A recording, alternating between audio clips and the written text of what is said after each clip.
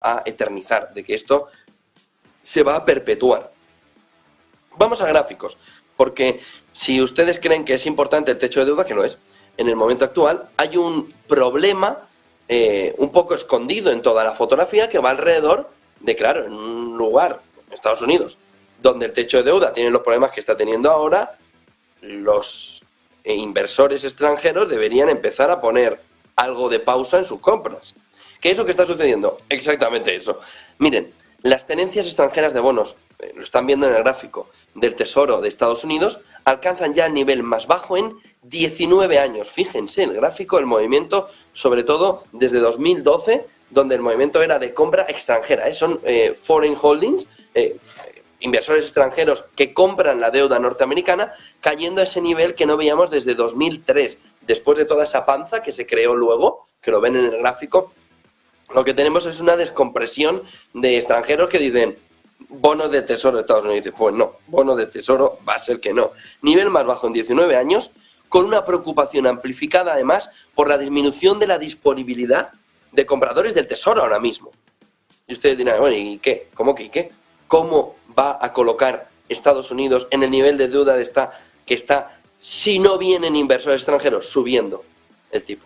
Subiendo el tipo al que tiene que pagarlo, pero eso encarece todavía más la deuda, de tal manera que participantes del mercado empiezan a reconocer que el verdadero riesgo esta vez no radica en no lograr el acuerdo del techo de deuda, que además lo van a alcanzar, y lo venimos diciendo hace semana, que era un teatrillo, para que se han pillado los dedos en el teatrillo, sino en la naturaleza cada vez mayor y preocupante que sí que debería continuar más allá del techo de la deuda sobre el problema de la deuda y la generación de una deuda perpetua que en algún momento va a tener alguien que poner un poco de cordura.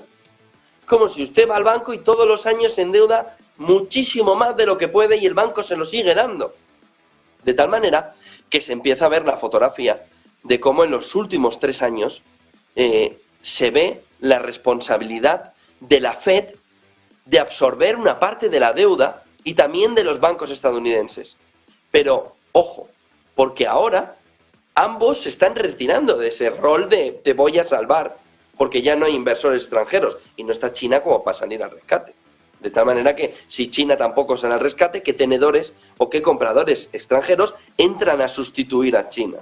La falta actual de demanda no solo es un problema creciente cada vez más, sino que en última instancia el gobierno norteamericano, la administración Biden, puede requerir la intervención de la Reserva Federal como comprador de último recurso. De tal manera que nos metemos otra vez, ¿dónde? En un entorno inflacionario.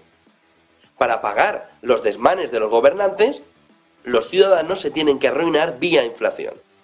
Luego le darán la paguita o le darán la limosna, pero la realidad es que le habrán dado un golpetazo enorme vía inflación y ahora que estamos todavía en un entorno inflacionario y con los tipos disparados, vemos cómo nos acecha el problema de la crisis de deuda, sobre todo desde la vía de Estados Unidos, aunque también China, pero desde la vía de Estados Unidos. Pero Estados Unidos ha tenido durante mucho tiempo a China como salvavidas de esa fotografía. No lo tiene. No lo tiene.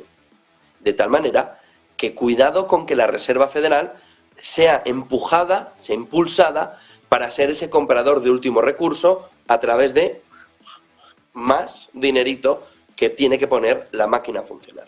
Miren, que el mundo está cambiando es evidente y no lo puede negar ni Estados Unidos, ni Rusia, que lo está afirmando, ni Europa, ni nadie. La globalización se acabó. Miren el siguiente gráfico. Rusia, Irán y Venezuela impulsando los flujos a los dos principales